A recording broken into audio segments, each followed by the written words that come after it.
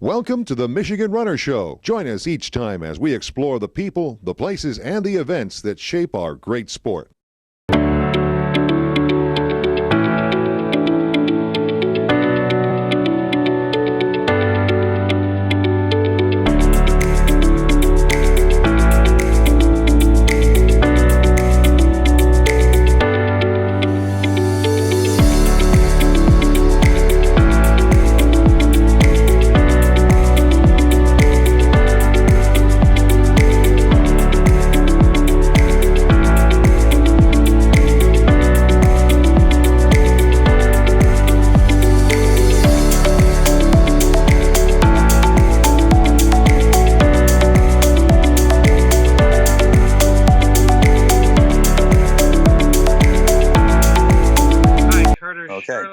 With Gary Morgan for Michigan Runner News. Gary is at the Paralympics in Tokyo and kind of got a last minute approval to go there. I know he tapped me on the shoulder at Crim 2 days ago and said, I'm going, get me hooked up for Zoom. I was in the middle of shooting at the time, so I couldn't quite do that right then. But next thing I knew, there was already pictures from Tokyo. So I didn't realize he was on his way like immediately. So welcome, Gary. You're in Tokyo. Okay, well, hello everyone, and well, it was quite the adventure just to get here. I've been to a lot of Olympics, and this has been the most difficult in these COVID times. And but I made it. A lot of paperwork, extra COVID test, and got a negative test on Friday afternoon, so I knew I could go. So Saturday evening, I was on a flight. I left to the Crim race, did a 10-mile walk there, and then drove straight to Chicago and caught a 9:00 flight, flew to Los Angeles, couple-hour layover, then to Tokyo, rolled into Tokyo about 4:30 in the morning, and then from there, another COVID test, and finally made it to the main press center about 9:00 here Tokyo time. We are 12 hours ahead. Depends on what if you're Eastern or Central, but usually Central Eastern, we are 12 hours ahead, is what I recall. Okay. But anyway, yesterday I still made it a full day. Got a few things here at the press center, and then I went back to my hotel for just enough time to drop off my bag. Came right back. I had a taxi cab ride both ways. I am staying out in Chiba, out next to the Tokyo Disney area, right on Tokyo Bay, and but came right back and got on a media tour that it was a excursion around Tokyo Bay. They put us on a nice yacht, a so-called yacht, a beautiful boat, and we toured the Tokyo Bay for an hour and a half. Standing on the top deck, it had 3 layers, super hot, but the views on top of the boat there were great. So many bridges across the bay in different places. They built some new ones in the last few years, even the last 20 years. So it's amazing. All the huge container ships. It is amazing. And then we went by the athletes' village, and there must have been at least 6 Japanese Coast Guard ships guarding the area. Even a Coast Guard ship kind of followed in behind us. Obviously, no pleasure craft out in the bay. So they knew we were there, and obviously had to give them a plan before we got out there. But it was pretty cool. It was phenomenal seeing all the things along the Tokyo Bay. Like I said, container ships. It's obviously one of the biggest ports in the world. They said the one container ship company could take in 1 million containers on their property there. So it was pretty cool. I'd never seen them up close. It was really something. And then ended up coming back to the main press center. It was about a 20-minute bus ride. Came back, did a few things, and then took a garden tour. Went over to one of their local parks, and they call them big gardens. They got unique trees and flowers, um, wooden buildings they built hundreds of years ago that some of the emperors lived in, people 300 years ago. I said there wasn't skyscrapers then, but they kept the parks that were built around the 1650s. It was Shogun Park is where we went, and that was only about a 10-minute bus ride, and we were there for an hour walking around the.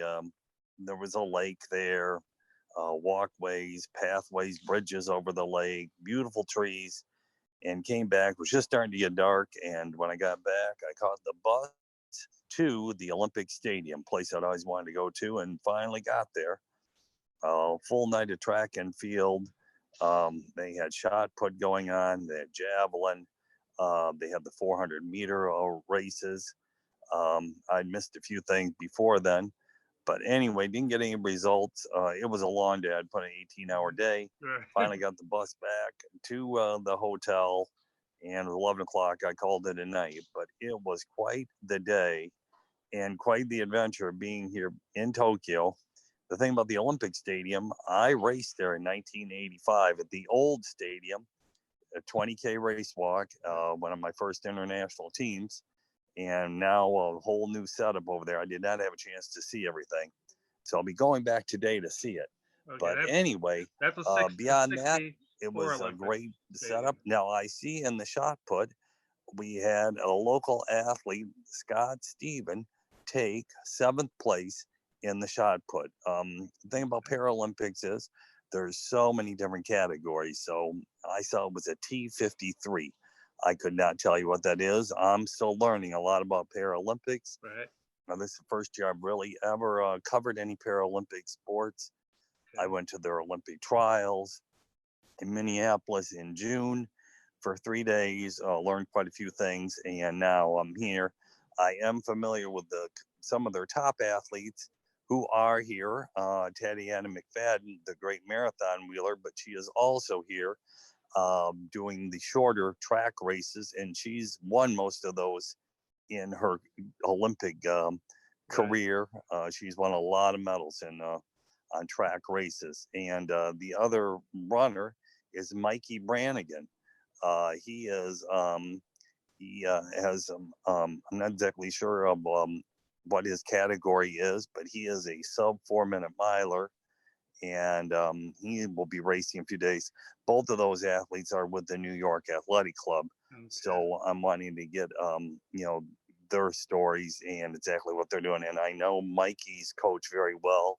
She ran when I was competing, Sonia Robinson. So I hope to catch up with her, and she can give me the whole lowdown on Mikey. But that's kind of where we're at. Okay. Today. I'm going to be going to events. I'm still here at the main press center. It's kind of quiet here now. We've got a lot of stuff. They got road cycling going on, swimming. They got a variety of events. So you got to pick and choose what you're going to go to. Okay. So I'm going to look at the list and see what bus I want to take, because nothing is together.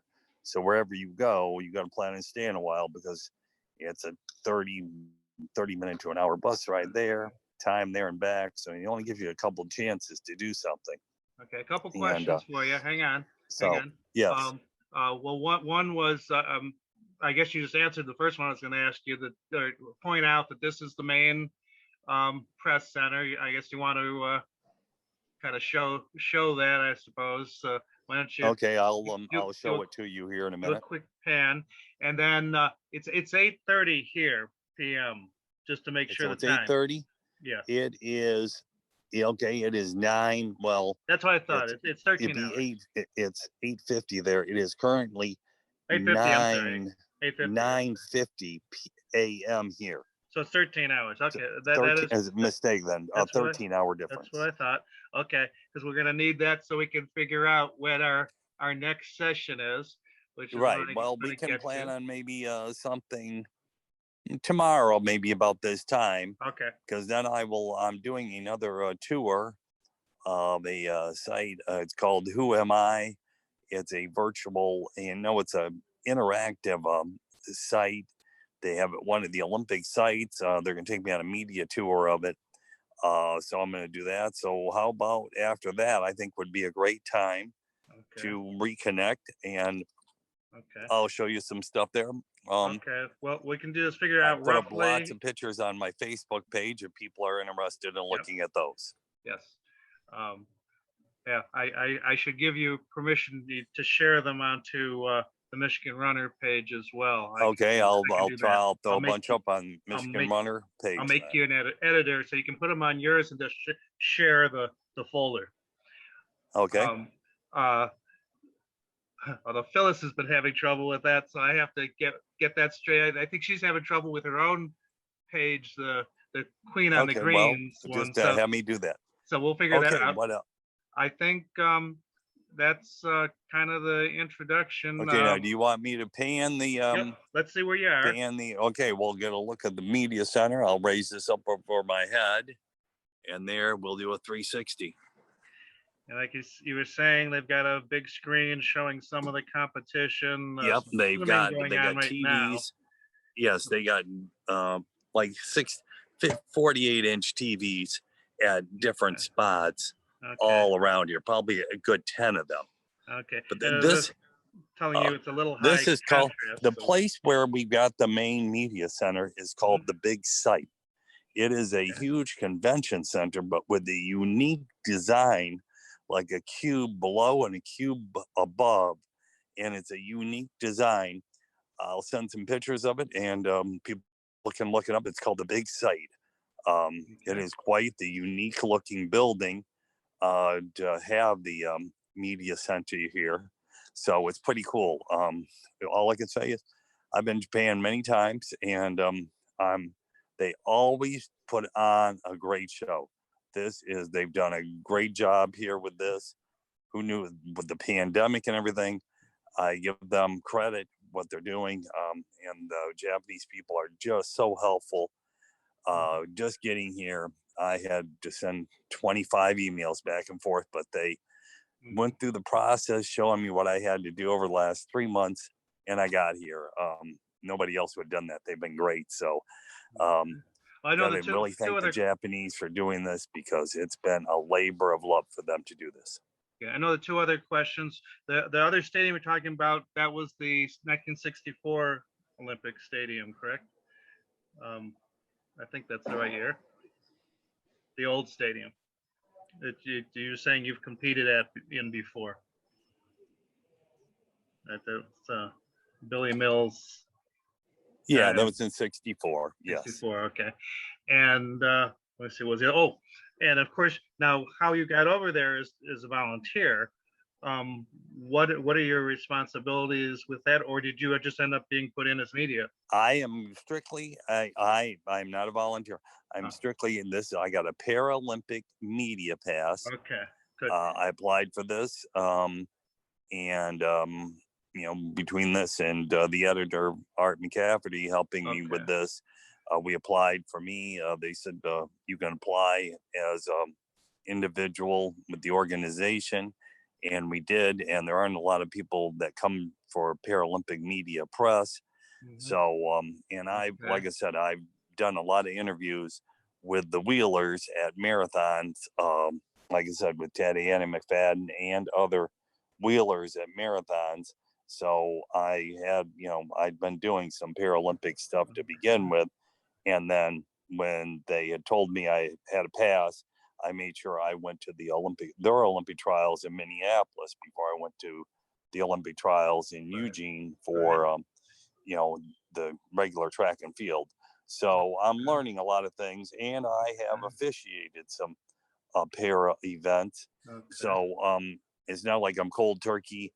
I know a few things, but I need to learn a lot more, because there's so much involved with the para sports, and it's highly dynamic, and every Paralympian, their story is totally unique to them compared to regular athletes, because they've got to do so many different things that a regular athlete, a non-disabled athlete, has to do. So a lot of unique dynamic stories here. Okay, well, we'll be talking to you about some of that and some specifics about the athletes, especially those that have a Michigan tie. in the next few days. The closing ceremonies is which day? What day? I believe on Sunday night, the 6th. Sunday night. I am leaving. I'm only here for a quick 5-day stint because I didn't know what I was doing. And Right. anyway, and so I'm leaving Friday night. Friday So I will not see closing ceremonies, Okay. but I'm just thrilled to be here for a few days to see what all has went on, and it's been great. Okay. Well, like I said, we'll talk to you again Yeah, tomorrow we'll night. talk and tomorrow at least at this another same time. Okay. Around 10 o'clock your time. Okay. Yep. Okay. Sounds Well, good. you have a great day, and Okay. we'll give you all the updates on Tokyo. Okay. Okay. Have a great day, Carter. Okay. Thanks. Talk to you Yep. tomorrow. Yep. Bye. Definitely. Bye.